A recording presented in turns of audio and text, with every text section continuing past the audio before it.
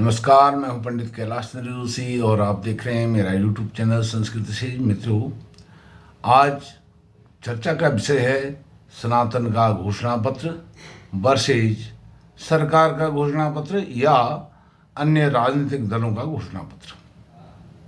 और यह जो घोषणा पत्र होगा यह विकास की गारंटी होगी और सनातन के मूल्यों को संरक्षित करने की गारंटी होगी।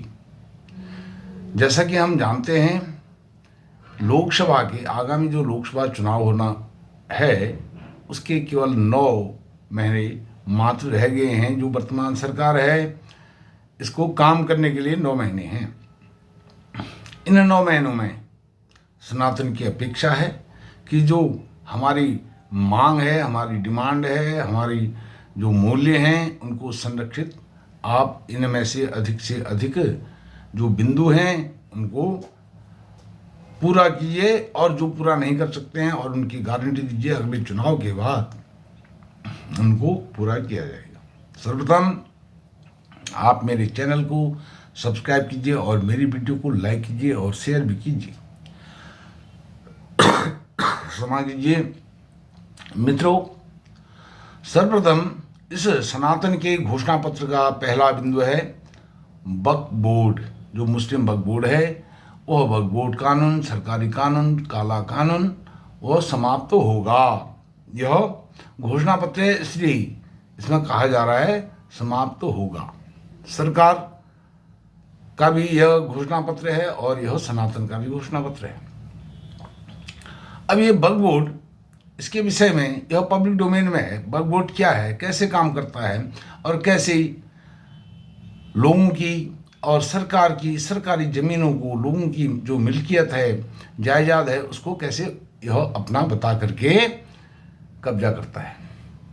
यह जो वक्फ बोर्ड है सेना और रेलवे के बाद, मुस्लिम वक्फ बोर्ड के बाद सबसे अधिक ज़मीन है। तीसरे नंबर पर इसके पास ज़मीन है, जायदाद है, प्रॉपर्टी है हमारे भारतवर्ष में। दूसरा, ये में एक ही बिंदु है मुस्लिम वक्फ बोर्ड, तो इसके जो बिंदु हैं इसके अंदर वक्फ बोर्ड के अंदर दूसरा बिंदु है असीमित जो शक्तियां इसको दी है। किसने दी हैं? हमारी सरकार ने पार्लियामेंट में कानून बना करके असीमित शक्तियां दे रखी हैं और इसलिए 13 वर्ष में इसकी जो वक्फ बोर्ड की जमीन है, प्रॉपर्टी है, वह 2 गुनी हो गई है। तीसरा बहुत महत्वपूर्ण बिंदु है तमिलनाडु एक हिंदू बहुल क्षेत्र है तमिलनाडु के अंदर, और वहाँ पर जो अखबार हैं, पेपर हैं, मीडिया है, उसमें खबर आती है, बहुत पुरानी खबर है, 90% ज़मीन उस हिंदू बहुल क्षेत्र की 90% ज़मीन मुस्लिम वक्फ बोर्ड कहता है यह ज़मीन हमारी है। और उस ज़मीन में 1500 साल 1500 साल वर्ष पुराना एक मंदिर है, अर्थात इस्लाम के आने से भी पूर्व का है। उसको भी वह अपना बताता है, उस जमीन को भी और उसमें उस 1500 साल पहले का बना हुआ प्राचीन मंदिर को भी। चौथा बिंदु इसमें है जो 1995 में यह एक्ट बना, जमीन मालिक को सिद्ध करना है कि यह जमीन, यह मिल्कियत, यह जायदाद, यह प्रॉपर्टी मेरी है। अपने कागज दिखाने पड़ेंगे, यह जमीन वक्फ बोर्ड की नहीं है, यह सिद्ध करना पड़ेगा। जमीन, मिल्कियत, जायदाद के, प्रॉपर्टी के मालिक को सिद्ध करना पड़ेगा कि यह जमीन मेरी है। जबकि होना यह चाहिए, सिद्ध वक्फ बोर्ड को करना चाहिए कि यह जमीन मुस्लिम वक्फ बोर्ड की है। यह उल्टा हो रहा है। 5वां बिंदु है दुनिया में कहीं भी वक्फ बोर्ड जैसी कोई संस्था, व्यवस्था, कानून कहीं नहीं है, कहीं नहीं है। दुनिया में कम से कम 190 से ऊपर के देश हैं लगभग, कहीं भी ऐसी व्यवस्था नहीं है। केवल सेकुलर भारत में, जो तथाकथित धर्मनिरपेक्ष भारत है, वहाँ पर ऐसी व्यवस्था है, क्योंकि हमने बचपन से ही सुना है मेरा भारत महान है। इसलिए यहाँ पर सब कुछ इन सरकारों ने जायज़ कर दिया, उसको कानूनी जामा पहना करके उसको ऐसे लागू कर दिया। जो छठा बिंदु है बहुत महत्वपूर्ण बिंदु है। आप अपना पक्ष रखने के लिए, कोई भी व्यक्ति अपना पक्ष रखने के लिए कोर्ट, कचहरी, अदालत, न्यायालय में नहीं जा सकते हैं। आपको वक्फ बोर्ड ट्राइब्यूनल में ही अपना पक्ष रखना होगा, वहीं जाना होगा। ट्राइब्यूनल जो बना रखा है सरकार के द्वारा, कोर्ट जाने का जो मौलिक अधिकार है वह सरकार ने समाप्त कर दिया। भाई, जब लोकतंत्र में कोई व्यक्ति अपने कष्ट, अपनी परेशानी, अपने दुख को लेकर के अदालत, कोर्ट, जुडिशियरी के पास जाना चाहता है तो जा ही नहीं सकते। ऐसा कानून बना दिया है। आप अपने जहाँ रह रहे हैं, यह घर आपका है नहीं है, आप अंधकार में हैं। आपके पास उसके कागजात हैं, रजिस्ट्री है, दाखिल खारिज है, सब कुछ है, लेकिन फिर भी आप ट्राइब्यूनल जाएंगे, कोर्ट नहीं जाएंगे, जा ही नहीं सकते हैं, कोर्ट सुनेगा ही नहीं। अब सातवां बिंदु है, सबसे जो महत्वपूर्ण बिंदु है, यह एक से एक महत्वपूर्ण बिंदु इसमें हैं, जो सनातन के ऊपर बहुत बड़ा कुठाराघात है, और यह काला कानून है।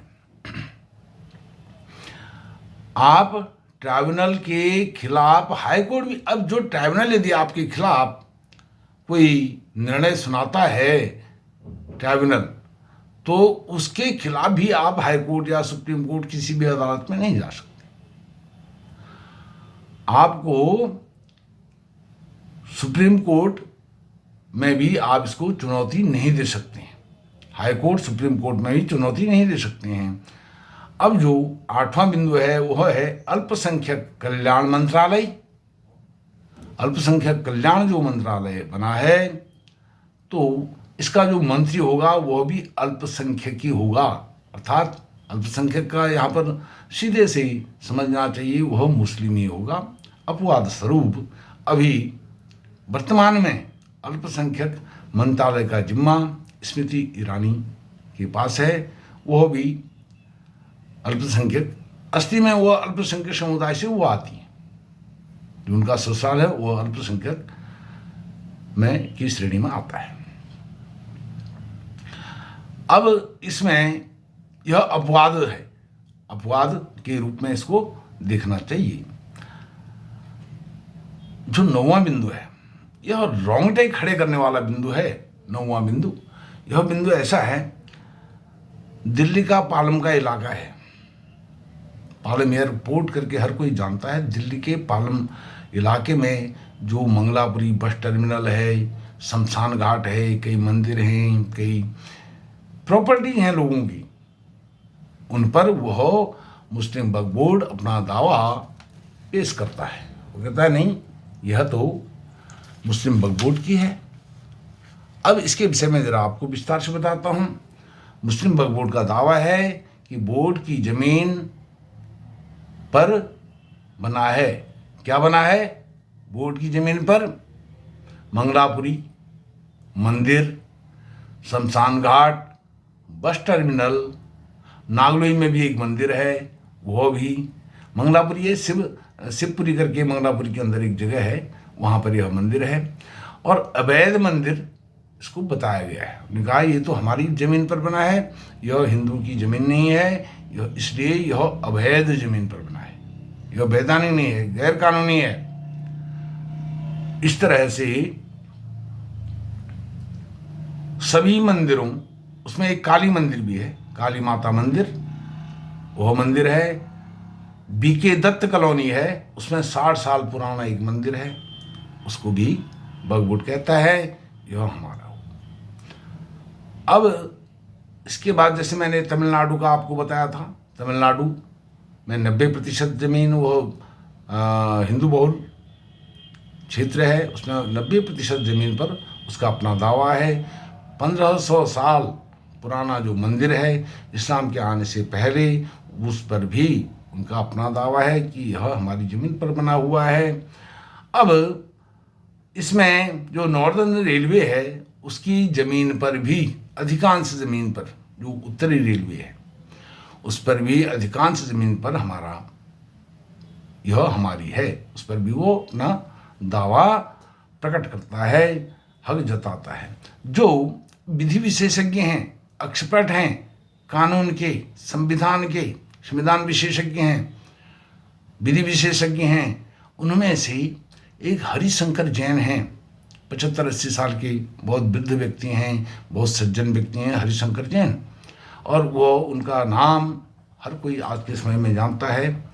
अयोध्या का केस भी उन्होंने लड़ा, और अभी वो काशी के केस में भी वो बहुत बड़े वहाँ पर अपनी भूमिका अदा कर रहे हैं, निभा रहे हैं, वह और उनके पुत्र। तो वह कहते हैं यह काला कानून है। जैसे मैंने शुरू में कहा, यह काला कानून है, थोपा गया है सनातन के ऊपर, हिंदुओं के ऊपर। हिंदुओं को नेस्तनाबूद करने के लिए यह कानून बनाया गया है। इसकी जड़ें बहुत गहरी हैं। और वह कहते हैं जो धारा 40 है वो मनमाना अधिकार देती है। मनमाना अधिकार जताने के लिए वह धारा 40, इसमें 40 धारा 40, इसमें बहुत बड़ा घालमेल है। यह विधि विशेषज्ञ की अपनी टिप्पणी है। आप देख सकते हैं उनकी टिप्पणी कॉपीराइट के कारण इसको मैं आपको सुना नहीं सकता हूँ, वो अवेलेबल है। अब दिल्ली में 123 123 संपत्तियां, उन पर अपना अधिकार दावा यह करता है, यह भी पब्लिक डोमेन में है। वक्फ बोर्ड कानून समाप्त करने का समय आ गया है। अब यह समाप्त हो जाएगा। अब जो ये वर्तमान सरकार है, अभी जो 9 महीने इसके काम करने के हैं, इसमें यह समाप्त कर दे, नहीं तो फिर वोट मांगने के लिए आने की हिम्मत इस सरकार को भी नहीं करनी चाहिए। हिंदू राष्ट्र कैसे बनेगा? जब हिंदू राष्ट्र ऐसे बन जाएगा तो वक्फ बोर्ड कानून को निरस्त कर दो। भाई, कृषि कानून जो तुम लाए थे वो तो तुमने वापस ले लिया। दीपक जैसी रोशनी दीपक के रोशनी जैसा पवित्र कानून प्रधानमंत्री स्वयं कहते हैं, इसको हम वापस लेते हैं। यह बहुत अच्छा था, इसको वापस लेते हैं। जब वो दीपक जैसी रोशनी वाले कानून को आप वापस ले सकते हो, तो ये काले कानून को आप वापस क्यों नहीं ले सकते हो? यह बहुत बड़ा सवाल है। तो मंत्रियों के शासनकाल में ऐसे कानून बनाए गए हैं, ऐसे प्रधानमंत्रियों के शासनकाल में ऐसे काले कानून बनाए गए हैं। यदि वह जीवित हैं तो, और यदि जीवित नहीं हैं तो मरणोपरांत ऐसे ही प्रधानमंत्रियों पर जो है मुकदमा चलना चाहिए, केस चलना चाहिए। ऐसे काले कानून कैसे बना दिए? और एक बात इसमें अंतिम टिप्पणी कर दूं, उस समय जब यह कानून बना था, वक्फ बोर्ड का इम्प्लीमेंट हुआ था, उस समय हमारे जनप्रतिनिधि कहाँ थे? तथाकथित आज जो सत्ता में हैं वो कहाँ थे? जो हिंदुओं के ठेकेदार होने का अपने आप को तमगा देते हैं, वो कहाँ थे? हालांकि उन्होंने वहाँ विरोध करा था संसद में, लेकिन वह कानून बन गया। उन्होंने पब्लिक में आकर के कहना चाहिए था। उस समय मीडिया इतना वाइब्रेंट नहीं था, इतना जो आईटी सेक्टर है इतना वाइब्रेंट नहीं था, हर कोई नहीं जानता था। लोकसभा, राज्यसभा, संसद की जो प्रोसीडिंग है वो लाइव नहीं होती थी, उसका कोई समाचार नहीं आता था प्रोसीडिंग का। तो उन्होंने बाहर आकर के कहना चाहिए था पब्लिक में, चुनाव के दौरान जो उनका चुनाव प्रचार होता है उसके दौरान उन्हें कहना चाहिए था कि भाई हम क्षमा चाहते हैं, हमने वहाँ पर विरोध किया, फिर भी विरोध करते हुए भी, करने के पश्चात भी हम इस कानून को बनने से रोक नहीं पाए। उन्होंने जन जागरण क्यों नहीं किया? ये तो बाद में पता चला, जब कानून बन गया, जब लोगों की ज़मीनें हड़पने लग गई, तब लोगों को पता चला और लोग विवश परवश, किसी के हाथ में कुछ नहीं, अब गुहार लगा रहे हैं, लोग भटक रहे हैं, कहाँ जाएं? कोर्ट जा नहीं सकते, अदालत जा नहीं सकते, हाई कोर्ट, सुप्रीम कोर्ट, सारे दरवाजे बंद, अंधकार। अब कहाँ जाएं, किसके पास जाएं, किसको गुहार लगाएं? तो ये जो तथाकथित कहते हैं हम हिंदू के ठेकेदार हैं, हम सत्ता में हैं, तो यह काला कानून तुरंत वापस हो। जितनी संपत्तियां वक्फ बोर्ड ने अपने नाम से कर ली हैं वो वापस किए जाए, जो मालिक हैं उसके उनको दिए जाएं। तो मित्रों, इस प्रकार से यह काले कानून, बहुत सारे काले कानून बने हैं। हमारी संसद में बहुत फ्रॉड हुआ है आज तक, और हमारे संविधान के साथ बहुत बड़ा खिलवाड़ हुआ है। जो कानून बनने चाहिए वो नहीं बना रहे हैं। जो भीमराव अंबेडकर जिनको लिख करके गए हैं, ड्राफ्टिंग करके गए हैं, वह कानून नहीं बन रहे हैं। लेकिन ऐसे ऐसे कानून बन गए। यह घोषणा पत्र का पहला बिंदु था, उसके अंदर ये सारे बिंदुओं का समावेश था। इस प्रकार से यह सनातन का घोषणा पत्र है, जो इन घोषणा पत्रों को लागू करेगा अपने कार्यकाल में, और आने अगले कार्यकाल में वही सत्ता पर, शासन पर रहेगा, वही सत्ता में काबिज होगा, वही राज करेगा। नहीं तो सबको नमस्कार। इस तरह से अब चलने वाला नहीं है। अब हिंदू सनातनी जाग चुका है, उसके अंदर बोलने की शक्ति आ गई है, साहस आ गया है। उसने बहुत धैर्य से आज तक काम लिया है, और यह 2024 का चुनाव निर्णायक सिद्ध होगा। किसको भारत वर्ष भर राज करना है और किसको बाहर जाना है। मित्रों, इस प्रकार से आप इस वीडियो को ज़्यादा से ज़्यादा लाइक कीजिए, शेयर कीजिए, और मेरा चैनल है इसको सब्सक्राइब करके मुझे सहयोग प्रदान कीजिए, और कमेंट करके बताइए आपकी नज़र में यदि कोई ऐसी बात है जो घोषणा पत्र में होनी चाहिए, उसको भी कमेंट बॉक्स में लिख करके ज़रूर भेजिए। आपका बहुत बहुत धन्यवाद। नमस्कार।